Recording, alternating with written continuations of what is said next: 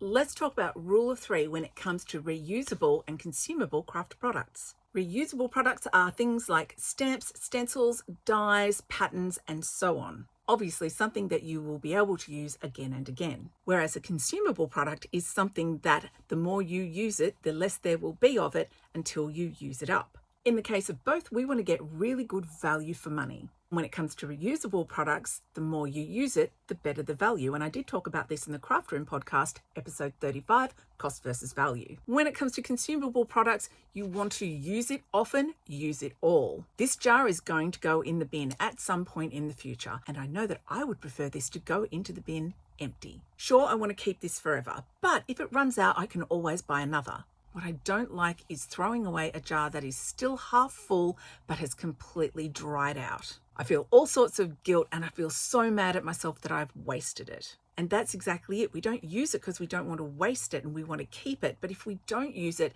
it's going to go to waste. It's the eternal crafter's struggle. And when it comes to our craft products, we want to get longevity from them. And I find the way to do that is playing rule of 3. I use rule of 3 to figure out how I'm going to make the most of my products. And I've talked more about this in episode 41 of the Craft Room podcast, so go check that one out.